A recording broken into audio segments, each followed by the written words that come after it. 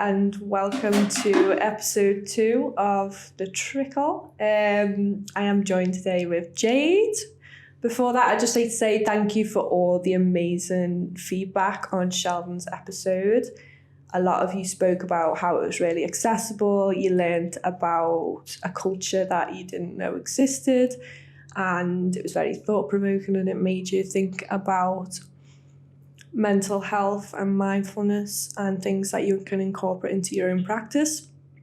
So my job was done really, because that is all I would ever want to do. So yes, welcome to episode 2. We've got a bit of a different setup. Craig's brought his, you'll only see this if you're watching through YouTube, but we're christening a camera today, aren't we, Craig? Not with water, because that would break it. And we've got like some funky lights and stuff. So let's get started. So Jade, how are you today? Start with that to break the ice. I'm good, thank you. Yeah. Sun's shining down at the docks. It is, So, yeah. I think it's the last of the sunshine, but make the most of it. Yeah.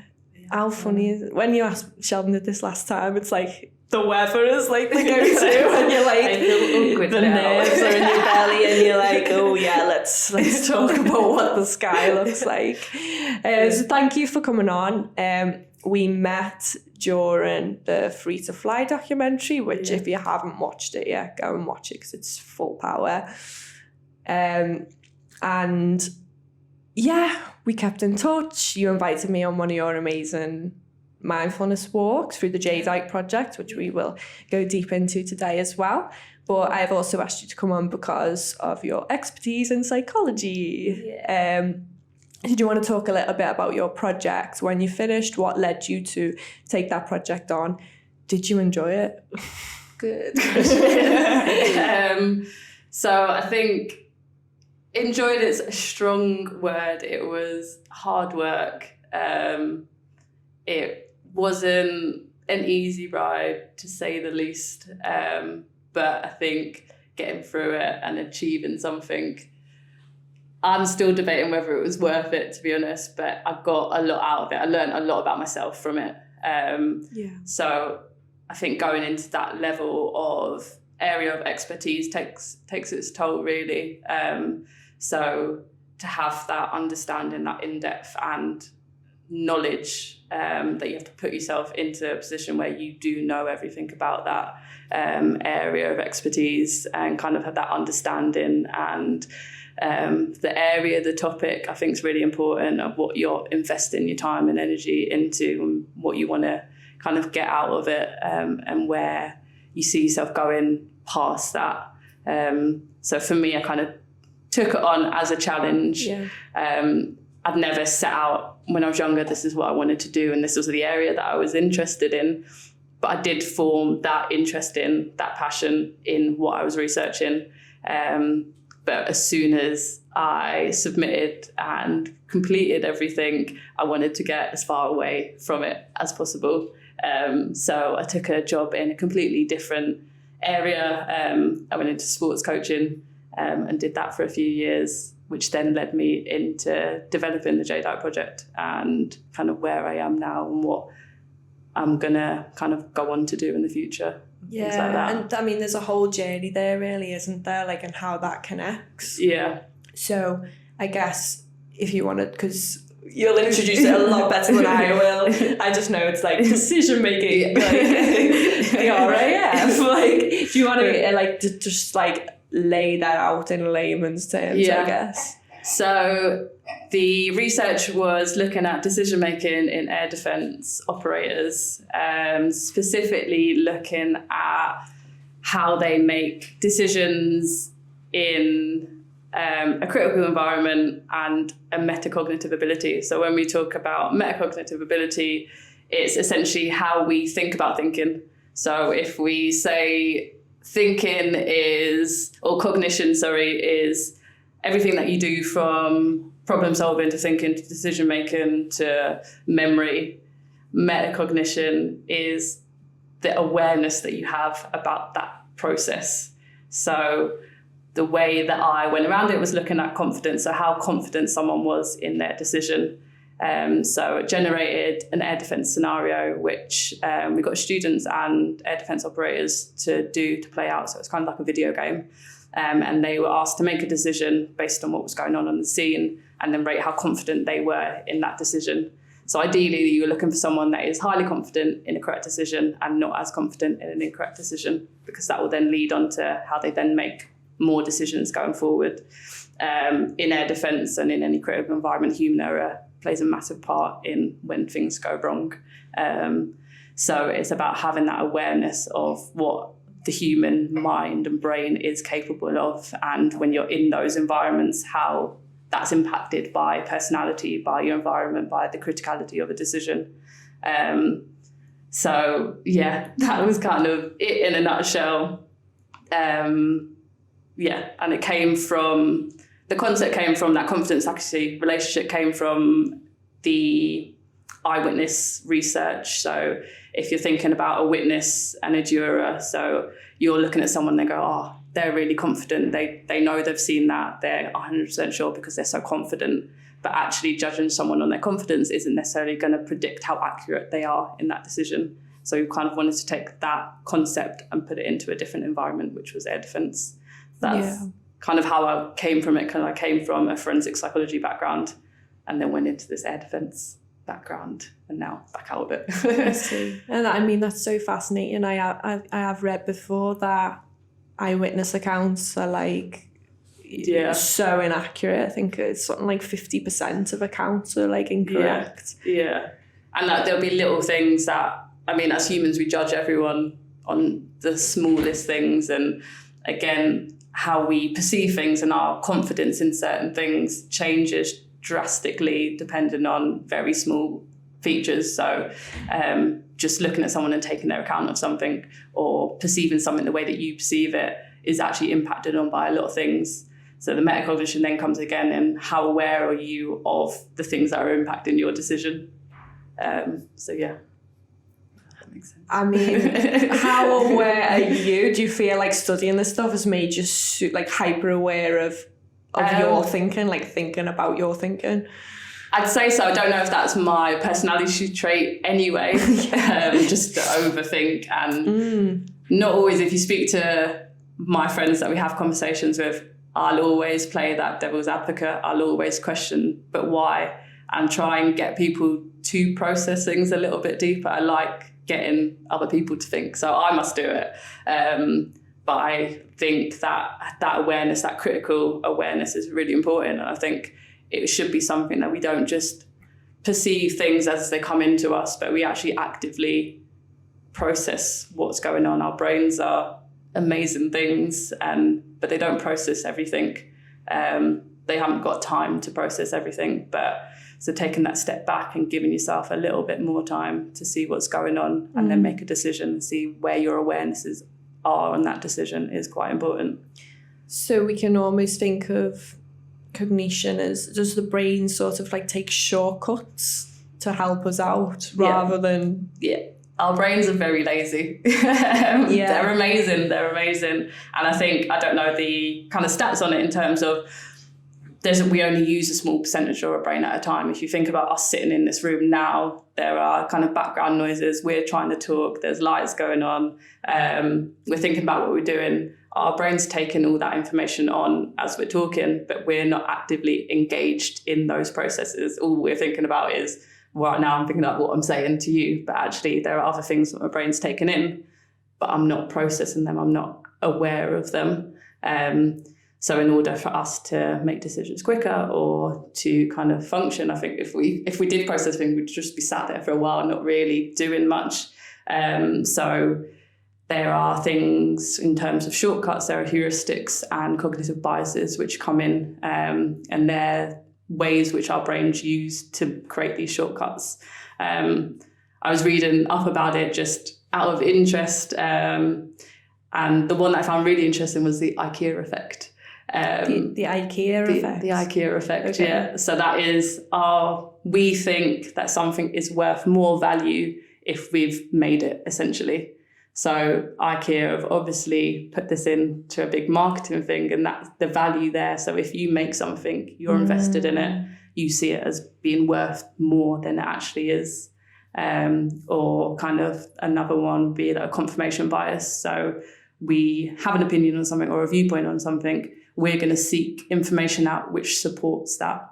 Even though there's going to always be two sides of every argument, there's always going to be research or views that support it or go against it. But we're naturally going to kind of put our energy towards things that support what we're doing.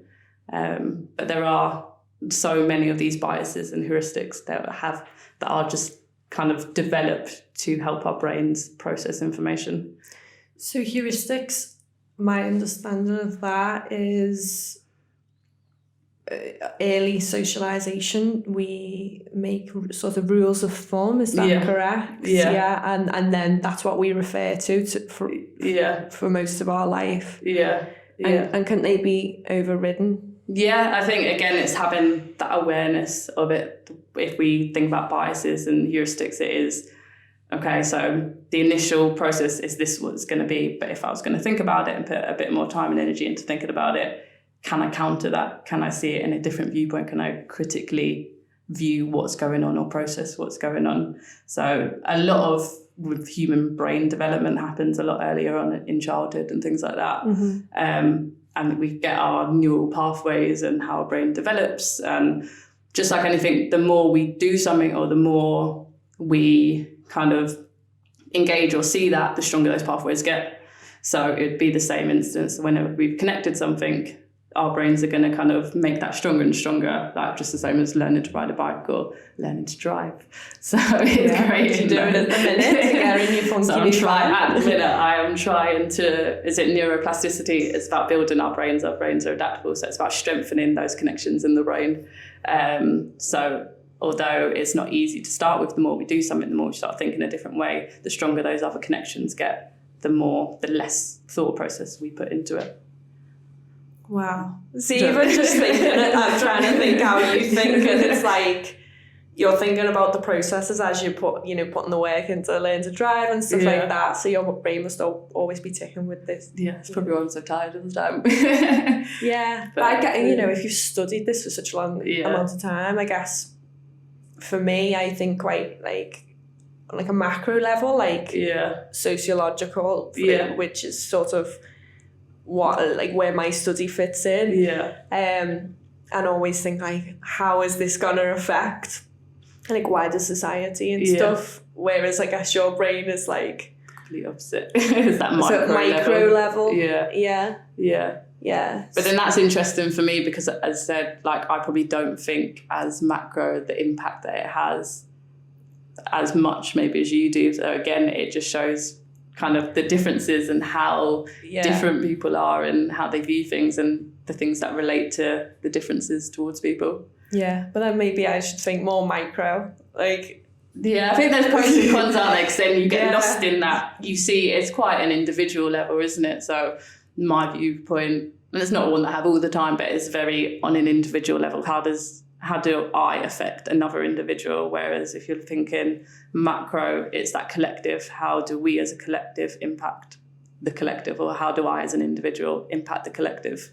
So I think you need both, don't you? You need that viewpoint of being aware of yourself, but also how yourself fits into society or the community or whatever it is at that level. Absolutely. Yeah. And, you need those two perspectives really to think about some of the wider issues, I think. Yeah. Because it makes me think of confirmation bias, what you've just spoke about. Yeah.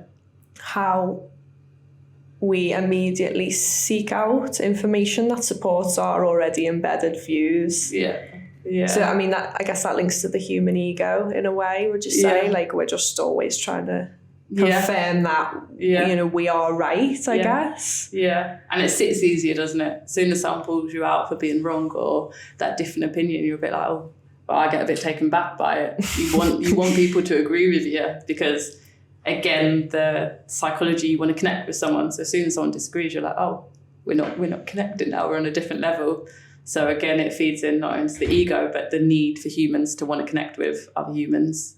Some people don't care as much and they like those different opinions and said, I think you need those different opinions. So I always encourage people to seek out different opinions to themselves. You don't have to agree with the opinions, but there's nothing wrong with seeing it from a different point of view.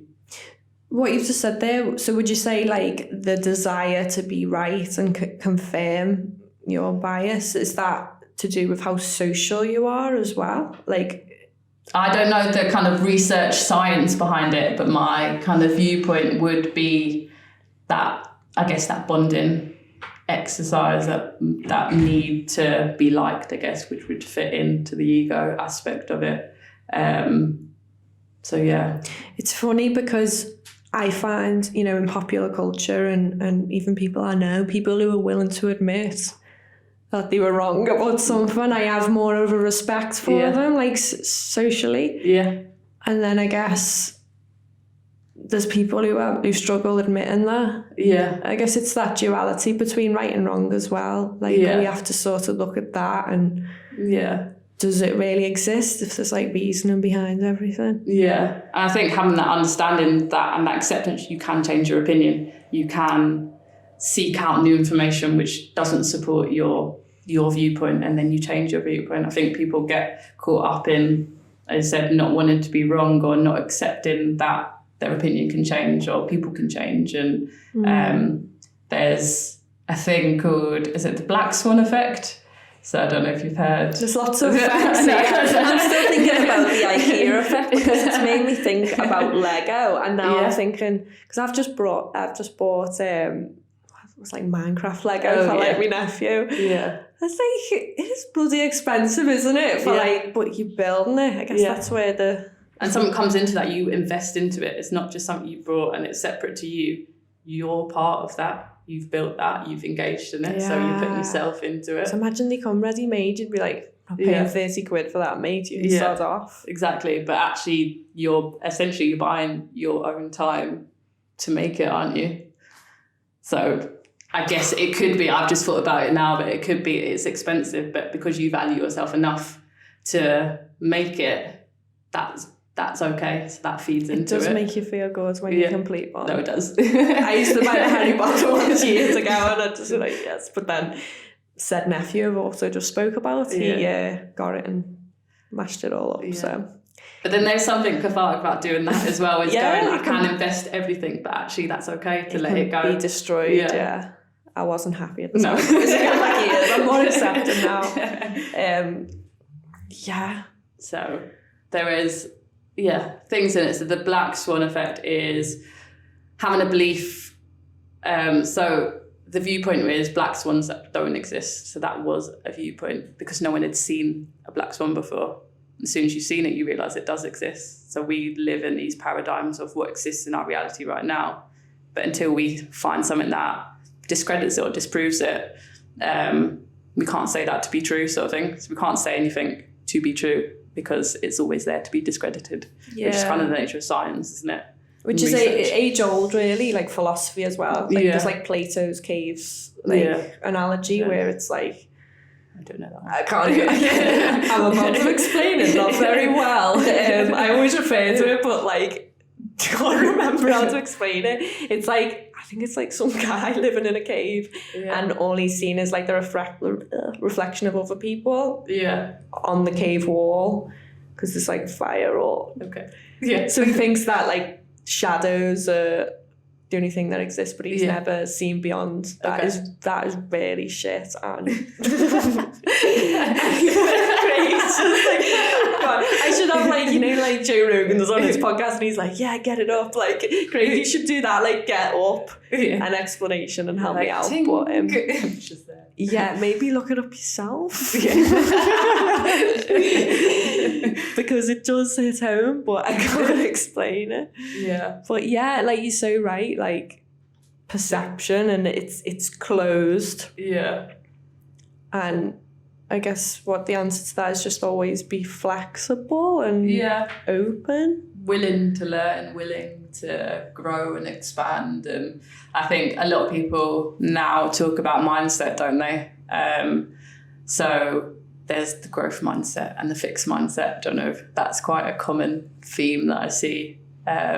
So a fixed mindset would be, I can't do this. A growth mindset is, I can't do this yet. or I will be able to do this when. So it's giving yourself the adaptability to grow rather than putting that mindset in, and this is fixed, this is what it's all about. So that mindset, that probably plays into it as well. Yeah, those very short, like small differences are so powerful in how we think about our reality as well. Yeah. And I guess, just thinking of words as spells almost. Like, you manifest what you believe. Yeah. I mean, I've lately been really struggling with like quite negative thinking after like a period of like a year of being quite like positive. Yeah. The past like month or two, it's just felt like this cycle of like me manifesting like negativity because I'm thinking that way, and I keep thinking, okay, this is you doing this. It's so hard to get out. So if you look at that word spelling, if you were to spell a word, it is casting a spell. It is what you put out there into the world. So it is important what you say and what you're thinking. And I think so I also work as a mental health practitioner in a secondary school, and it's about having that understanding of your thoughts aren't necessarily reality, which then I think conflicts the thing of not manifestations or intentions, but it's just having that awareness of, especially when you're having negative thoughts, that doesn't mean that that's going to happen, or you can change that way of thinking into something more positive. And your thoughts aren't true. So when you're thinking, I'm not very good at this, or no one likes me, and it's about having that awareness. Okay, so what's your thought? Absolutely. How does that make you feel? And how can you change your behaviour? If you link up that, right, how do I rephrase that negative thought into something that's more helpful? That's then going to change how I feel about a situation, which is going to change my behaviour about it. So it's about having awareness of your thinking. Start thinking about thinking again, and having that higher, witnessing the thoughts. And that's, I guess, why I'm being quite open and saying I've been negative, but I've also been quite content with it, and knowing that it's just a phase of time. I think the external world is absolutely fucking bonkers at the minute, and it's hard to navigate. So just realising that, and realising that's where the thought process is probably coming from. Just added the TH to from. Coming from. And just like settling down. And I think that's okay, because I think we're too quick sometimes to brush aside our negative thoughts and go, oh no, I don't want to think like that. I can't. But actually, sometimes you need to process them. You need to sit with those negative thoughts and go, as you said, where do they come from? What's going on externally, which is going to impact, or internally, what am I eating well? Am I sleeping? Am I exercising? Am I getting outside? They're all going to have a massive impact on how you're feeling and your ability to deal with what's going on externally. So I think sometimes we take that for granted, which go, oh, it's just me. And we're too hard on ourselves. I think they always say be kind and kind of that process, but really, are we doing that to ourselves? And again, one thing I always say to the kids as well is, like, what would you say to your best friend if your best friend was having those negative thoughts that you were having, and they were to say them out loud? Would you go, yeah, you know what, you are rubbish at that, you're not very good at that? Or would you go, no, this is how it is, you are better than you think? And it's about being your own best friend, essentially. So it's like getting inside your head and having those internal dialogues. So that thought pops up, okay, I've acknowledged it, I've accepted it, but is it my reality? Can I think of it in a different way? Can I change the way I'm thinking about it? I probably can. If I'm struggling with that, if my friend said that to me, how could I change that as well?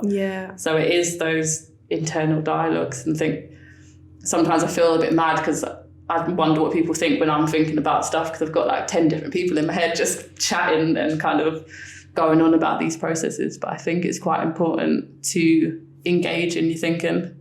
Absolutely. Because I think you before you said it's overthinking, but it's also practicing mindfulness as well. And a lot of it links to like Buddhist like philosophy and worldview and stuff like that as well, and reflecting on your thoughts, inviting them in. I think I touched on this with Sheldon last time, and it's nice to see it bouncing around more in the collective, and a lot. I don't know if that's just my personal echo chamber, because I follow these things. I'm thinking about my thinking that I might live in an echo chamber, as we all do. But it does seem to be hitting the mainstream. I think that's quite important as well, because again, you can have these thoughts and you can think you're the only one feeling a certain way, but it's not until you open up to other people about what's going on and having those conversations that you realise that you're not the only one feeling a certain way, and you're not alone, and you can get that support sort of thing. So if we're not open and if we're not having that awareness, then I think that it's moving. As I said, I could have the same viewpoint, but I think it's moving in the right direction, and especially working with the younger generations, I do see it a lot more than when I was their age. So it is a lot more. Hopefully we're getting to a point where it is a lot more. Well, I imagine teenagers are blessed to have you in the school with all your advice and wisdom, because, you know, I think back to my school days and nothing was really available like that. Yeah. Or maybe I just wasn't aware of it because we weren't really taught to think much about wanting to speak about feelings and emotions. It was a lot more closed off. Yeah, I think that's what it's really important, and I do really love what I'm doing in the school, and I think just having that option to be there, even sometimes it's just a rant, it's kind of the drama that goes on in teenage years sort of thing, the arguments with parents or things like that, but that impacts on how they're feeling, it impacts on their ability to cope with what's going on, and for me it's about building that understanding up that, as I said, it's okay to have these feelings, but what can we do about them, and how can we kind of move on, and how can we build our resilience? Resilience is that key factor that's going to help us deal with what's being thrown at us. So we can't always change the problems that we have. It's life, it's hard, it's tough. We're going to have those issues, but building that resilience up, we're going to be better able to deal with what is going on. And I think the younger we can build children's resilience up, especially, I mean, I feel sorry for them, the kids that have gone through the last couple of years. It's a tough time. You've got those going through exams and everything that goes on from 11 to 18. It's a massive part. And then you've got what's going on the outside world. And so they come and they're maybe struggling, but the fact that they're getting through stuff is amazing. So I think kind of being around young people as well is inspiring for me, to see how they deal with what's going on and how they kind of cope with it. So yeah. Yeah, no, that's really lovely, Jade. And do you see, I'm not sure whether you may get this feedback from the kids that you work with, but, you know, is this stuff becoming more embedded into curriculum? Like, is it spoke about? Yeah, I think it's definitely getting there. Like, and part of my role is to embed it into the school, so it's a whole school approach. For me, you're not going to succeed academically if your mental health and your well-being isn't up to par, isn't matching that. So as much as it's important, I think, where you are and where we've come from in terms of the academic level that we've kind of strived to go for, making sure that your mental health and well-being is up there is just as important. So I think as time goes on, I know there is a big push to embed it into the curriculum, embed it into the school, make it as important as your exams. For me, that's what I'll say that's the focus for me, is making sure that your well-being is important. It could be great that you've got the best grades, but actually if you're not in that place, then it's not going to be beneficial for you.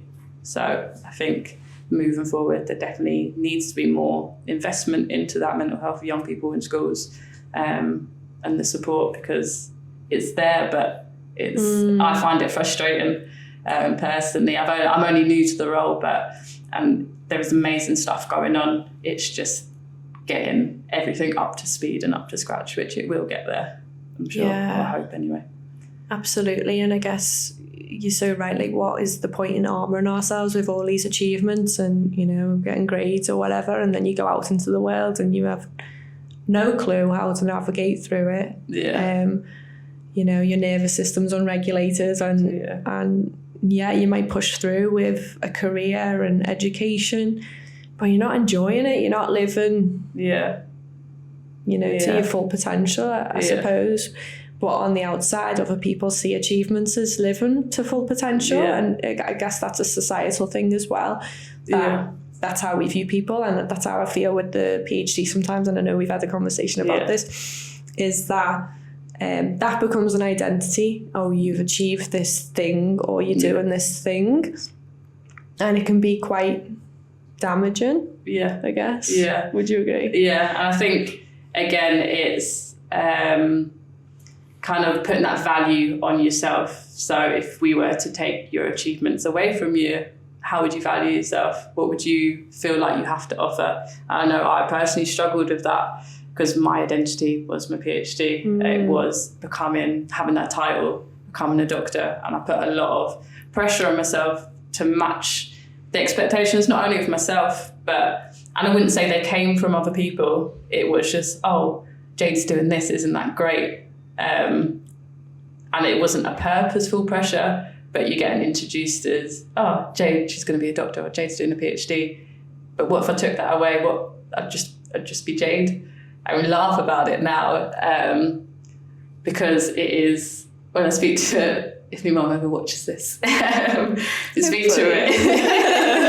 And this story, so it was a reception, or year one, and we'll go around the circle learning about what they call syllables in names and doing a clap for how many syllables. And I always got this firm memory that obviously Jade's just one syllable, so I just got one clap. And then I'd have someone next to me being like, Rebecca. And I'd be like, I just got one clap. And it was always that, just Jade. And for some, I've held on to that and like... it's thinking of like a young mindset and how that's, that's it's just a little clap and then I moved on. And I said I laugh about it now, and it's something I've carried all the way through. I've not wanted to be just Jade. And so whether that stemmed from that point then that I've gone, I'm going to achieve whatever it is that I wanted. So at this point it was to get my doctorate and to become a doctor.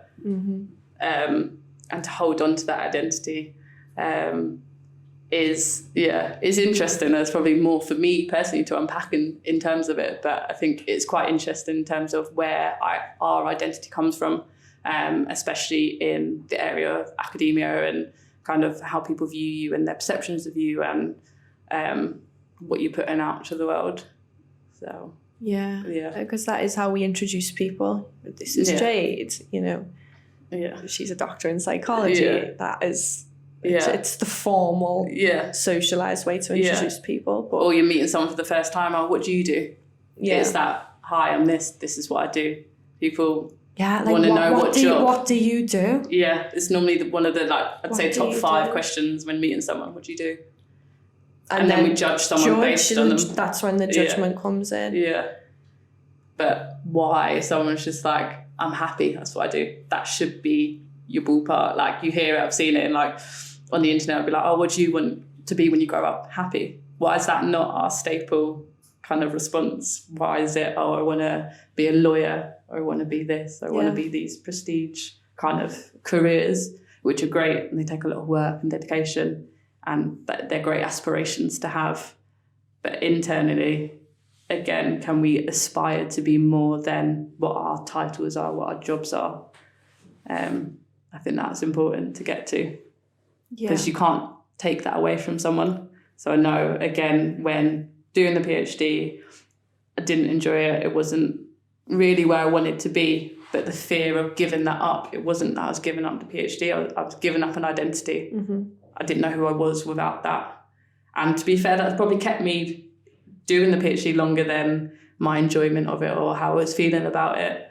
But I think that's quite important to be, you are whole without any external things needed to it. Yes. It's about building yourself up and that completeness that comes from within. And it was the same sense of, I'll be happy when, and I used to hold on to that. I'll be happy when I get the PhD. I'll be happy when I'm a doctor.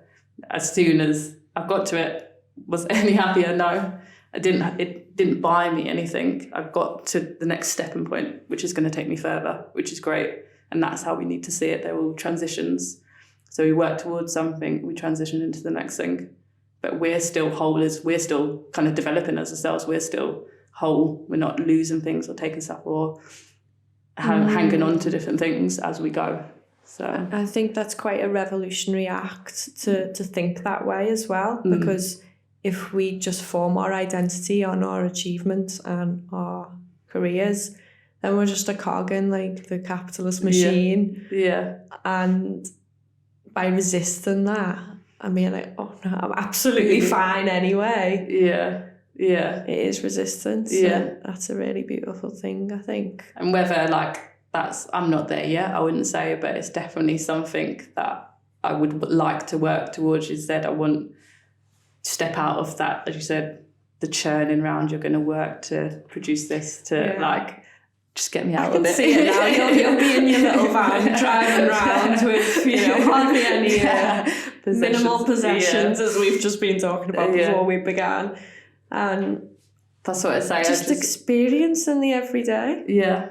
Yeah. There's so much to experience, and you see people, and I do the same, you stress out about work, and you worry about your career and where you're going and how much money you're going to make. And as again, we spoke a little bit before, but for what? Like, why are you doing that? Like, for what? You want extra space. Yeah. Bigger house, bigger what? To fill with what? Yeah. More possessions, why? Yeah. It's filling this void constantly.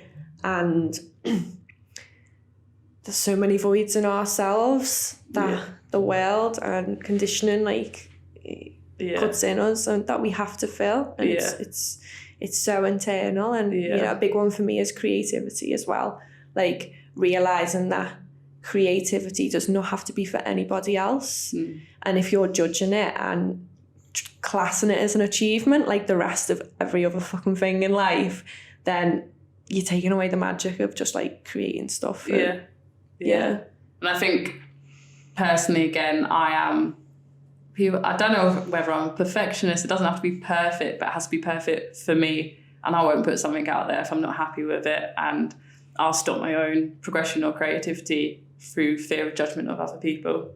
But everything's kind of, if you like it, if you enjoy it, then that's what counts. Fuck it. Just put it out. If you look at it, you go to like, say, the Tate or wherever, and you see a painting, that's not everyone's cup of tea. You go, well, why is that worth millions? I don't like it. It doesn't matter. Like, my opinion on your piece of work doesn't matter. But for someone else, that has an immense value. For you, that's created, that has an immense value. And that's all that really matters. Yeah. So if we look at it in terms of other people's opinions on ourselves, it's the same thing. Your opinion on me doesn't matter if I've got the confidence and that assurance to go, I'm me and I've accepted it. Yeah. Again, I think it's a journey, and I think I'd love to be where we are. It is a journey. There's no destination really, is there? Yeah. To say that we'll ever be 100% like confident. You dip in and out of this, and it's just having that mindset that it will come back. Yeah. But no, you're so right, and it's that pivotal point that you're not going to be everybody's cup of tea. Yeah. And the more you try and be for everybody, the more diluted your magic becomes, and what you're putting out there isn't really like your truth. And when I say truth, I don't mean that there's one objective truth. I think every single person has got, like you're saying, their own biases, I guess, but their own truths as well. Truth's so fluid, and it's just you're not gonna be liked by everybody. Yeah. And that's all right. It is about, we always talk about celebrating yourself, celebrate your uniqueness, celebrate what makes you different, because why would you want to be? And it sounds cliche, to be fair, you go, oh, why would you want to be someone else? And it's still not something I don't think we've grasped, but we've all been designed and created differently for a purpose. Like, that is the beauty of it. We've all got different purposes, different journeys to go on, and kind of that's what we need to look at, rather than that comparison. So we look to compare to other people. Yes. Again, it's the psychology, it's that human nature. We want to have that comparison. We want to pit ourselves against other people. Oh, are we better than that person? Are we not there yet? How do we view ourselves? Where do we fit in to society? If you're not part of society, you don't need to fit in. But that's just not quite where we are now. I could go on a tangent with that one. Well, I do want to get on before time is over, because, oh my God, I feel like these things could go on for hours and hours, is the Jadeite Project and connection to nature, and how this ties in with all this. How did the project come about? Yeah. Do you want to say a little bit about the project? Yeah.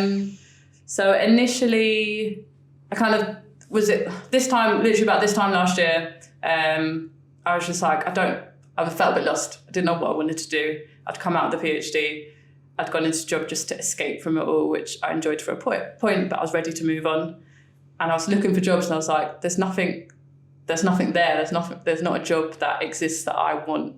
So I made a little mind map of all the things that I was qualified to do, I was interested in, and kind of tried to join the dots. And then I went on a walk up Helvellyn in the Lake District. Decided to go on my own because I was just like, I just need to get away. I felt I just needed to get out. I needed to get out into nature and to challenge myself a little bit. So I did that walk, and as I was going up, I was just like mind blown by my own capability, really, just to go and do something. I was enjoying it so much. So you like chat to people and you go, and like I just loved it. And I was like, okay, how do I bottle all this up and let other people experience it? Like, what is it that I can bring to help other people kind of experience this? So I got back and then did some more brainstorming and kind of looked at the benefits of nature and spending time outdoors, and that mindset. So the psychology behind it, like what allowed me to do it, how could I get that and bring it into other people? What mindset does it take? How do we understand mindset to do it? And initially I looked at the fitness aspect to it. So you don't have to be fit to climb a mountain. And again, it was about anybody can do it. It wasn't about aesthetically looking a certain way for fitness, because I didn't like the aspect of kind of my body looks this way and it's a fitness level, and therefore that's the only time you can do certain things, or having a body goal based on aesthetics and what people looks like. Let's change the way we view things and look at how do I celebrate my body for what it does, not what it looks like. And climbing a mountain gives you all of that. It's not aesthetically, it's not what I look like to get to the mountain. It was more about the functionality. So it was about how my body moves, the strength that I had, and my body allowing me to get there. So that was that kind of body appreciation, I guess, essentially. And if you I looked into the research around it, and nature supports that, because you're not compared. Nature doesn't judge. Like, it is just you being you in nature. And that's kind of the beauty of it. You're not in a gym comparing yourself to somebody else. You're not looking at a mirror about someone else. You're in nature. You're appreciating what's around you. You're being mindful of the colours, the views, kind of absorbing everything into it. And I just thought that's what I want. That's what I want to kind of provide. And that's what it was all about. It's about taking time in nature to be more mindful, to do things that your body is more than capable of doing, and just embracing it, enjoying what there is out there. So that was kind of how it all came about. Like what you said about the fitness aspect as well, like a lot of people might look at the size or the routes, like how many kilometers a mountain is, like the altitude, whatever. And I'm thinking back to the amazing Wim Hof, like he says, step by step. Like, can you walk one step in front of yourself? Yes, okay. Can you walk another? Yes. And I know that's something that you touched upon as well when I took part in the Jadeite Project walk, and tuning into the senses as well. And it is having that awareness, as you said, your body will take you there. It might be that your mindset thinking, I can't do this. I get a lot of, but you have to be super fit. You don't. You take your time. Like, your breathing will catch up with you. You'll get there.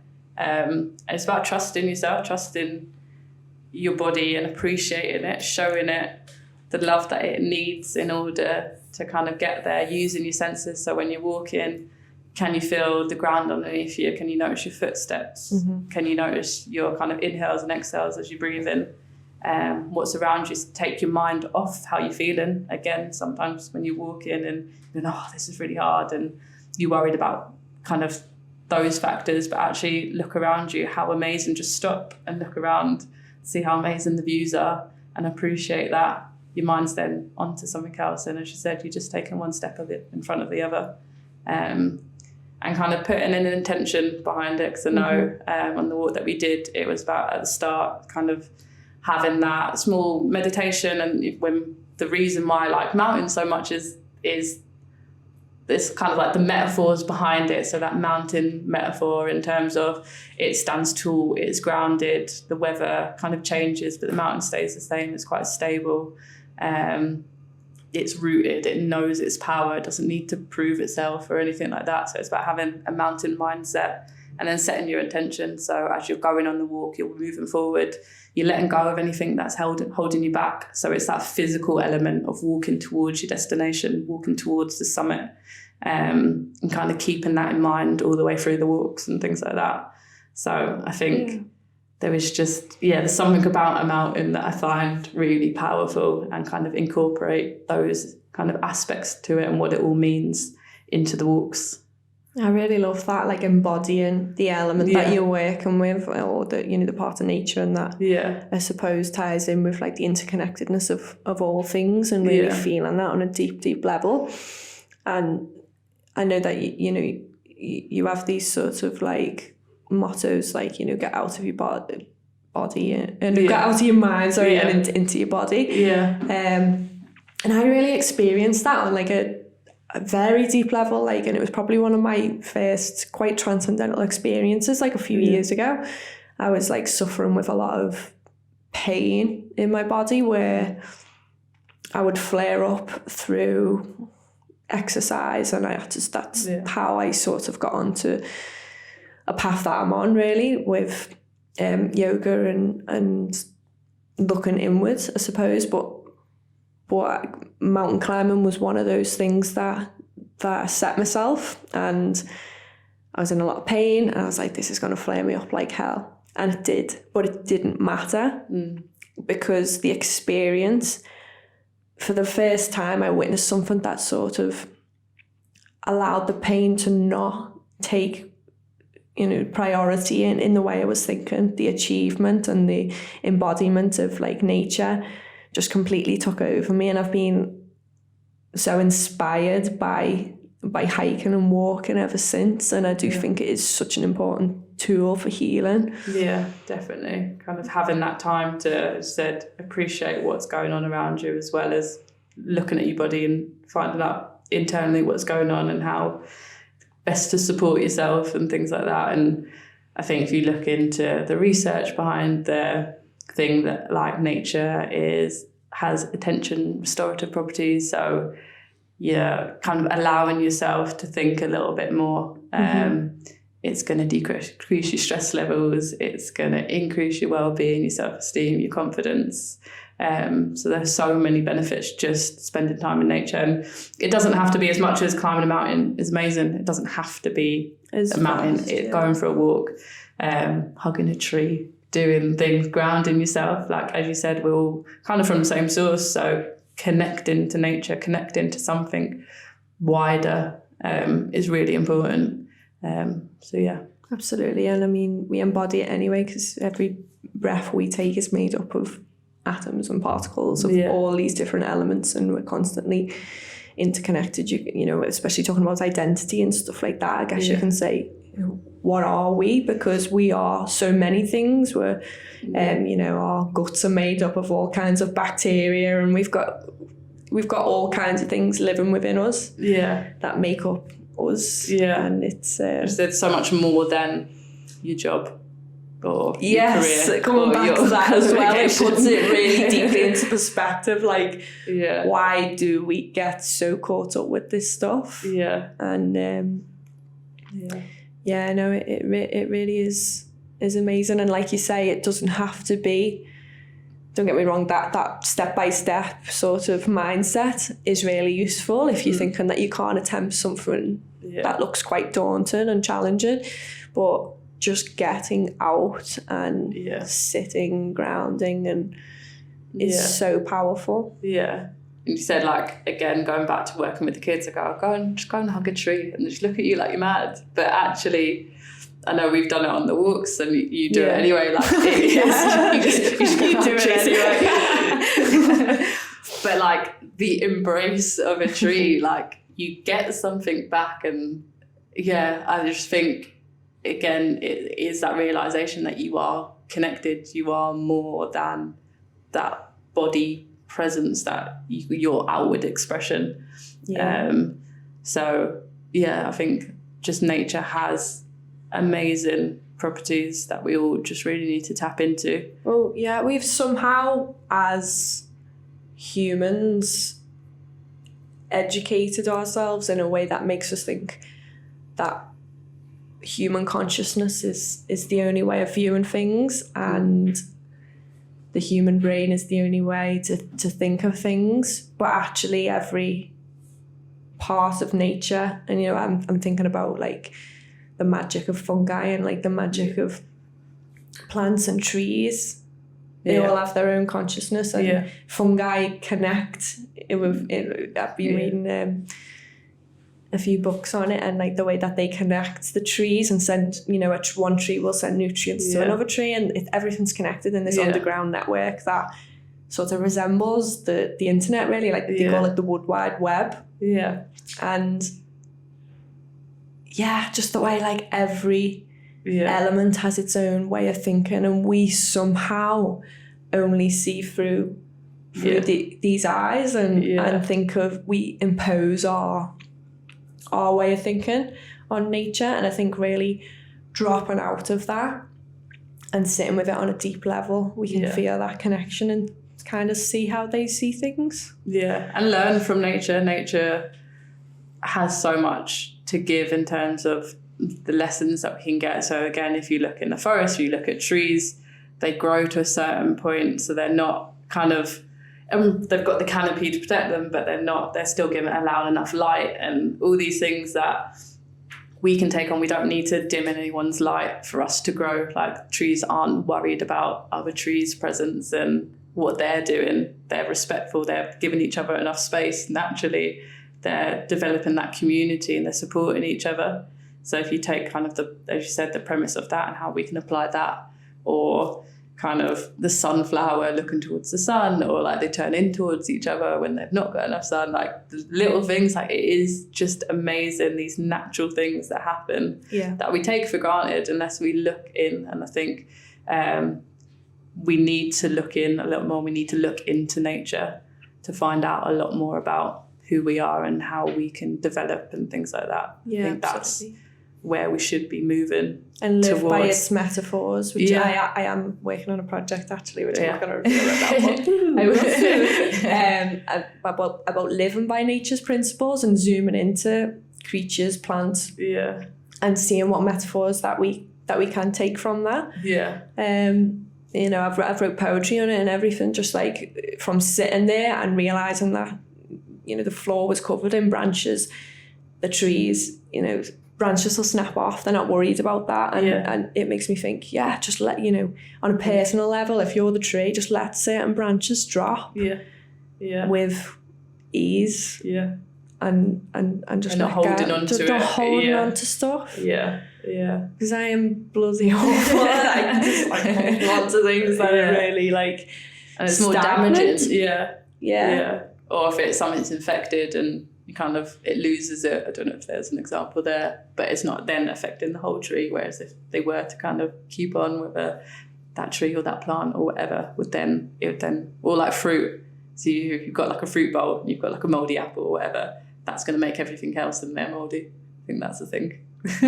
So it's about realising kind of, your environment, being aware of it, what you're kind of letting yourself in for and exchanging energy on and things like that. So true. It's making me really just want to go outside now after this and shake off like the nerves and just be like, take it, and then go about my day, which it will do, like just allowing yourself to have that time, just spend that time just for it to get that ease back, relaxation back. And I mean the question that I was about to say always end on, this is episode 2, like kind of been ahead of myself, but the question, and we're already on the topic, I guess, really anyway, but how do you switch off from the noise? Because it is so noisy out there, and it is so important to switch that off. Like what daily practices do you have? Like what weekly practices? How do you just get away from it?